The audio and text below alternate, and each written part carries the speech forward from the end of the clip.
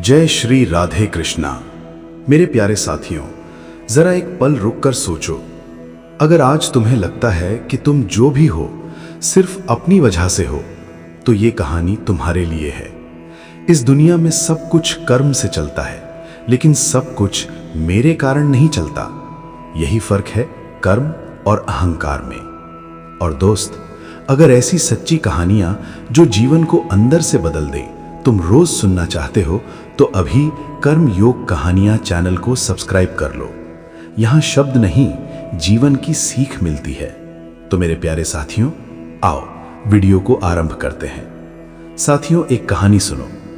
एक आदमी था दोस्त, साधारण नहीं था, मेहनती था, ईमानदार था। वो कर्म करता गया बिना किसी दिखावे के, और समय के साथ उसकी मेहनत रंग लाई। लोग पहचानने लगे, नाम होने लगा, सम्मान मिलने लगा।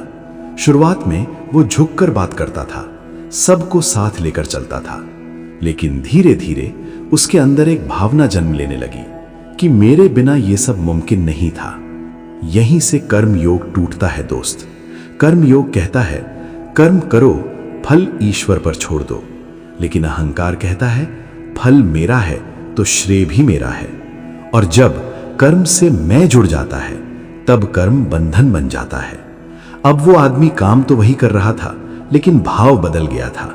अब सेवा नहीं थी, अब प्रदर्शन था। अब समर्पण नहीं था, अब अपेक्षा थी। अब वही आदमी दोस्त काम तो कर रहा था, लेकिन उसका मन बदल चुका था। पहले वो पूछता था कि मैं क्या सही कर सकता हूं। अब वो कहता था कि मेरे बिना ये काम कैसे होगा। दोस्तों, उसके कर्म वही था, भाव बदल गया था।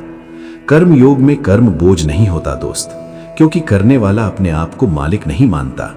लेकिन अब वो हर काम के बाद अपनी नजरें लोगों की तरफ उठाता, तारीफ के लिए।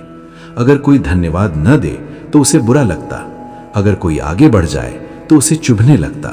वो समझ नहीं पा रहा था कि दुख काम से नहीं, अहंकार से पैदा हो रहा है।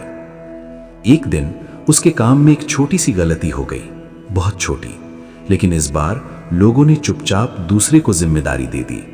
उसने सोचा, ये कैसे हो सकता है।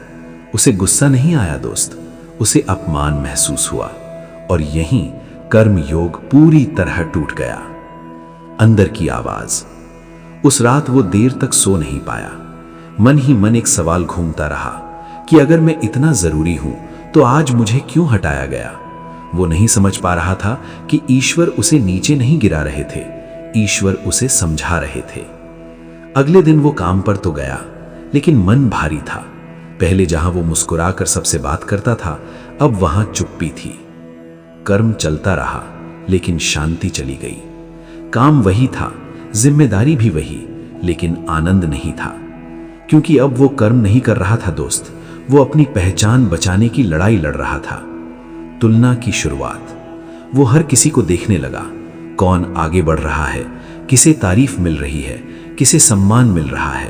और हर तुलना के साथ उसका मन और भारी होता गया। कर्म योग कहता है अपना कर्तव्य करो, दूसरों से तुलना मत करो। लेकिन अहंकार कहता है देखो, तुमसे कम काबिल को तुमसे ज्यादा मिल रहा है। दूसरा झटका।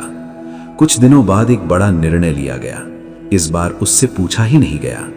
उस पल उसे गुस्सा नहीं आया दोस्त, उस पल उसे डर लगा। डर इस बात का कि शायद अब वो उतना जरूरी नहीं रहा। भीतर कुछ टूटने लगा। वो बाहर से शांत दिख रहा था, लेकिन अंदर कुछ दरक रहा था। पहली बार उसने अपने आप से पूछा, क्या मैं काम के लिए जरूरी हूं या सिर्फ अपने अहंकार के लिए। शांत, गहरी और कर्म योग की सीख के साथ। उस रात वो अकेला बैठा था, न कोई तारीफ, न कोई शिकायत, न कोई सुनने वाला, बस वो और उसका मन। तभी उसे श्री कृष्ण की एक बात याद आई कि कर्म तेरा अधिकार है, फल पर तेरा अधिकार नहीं। उस पल उसे पहली बार ये बात समझ में आई।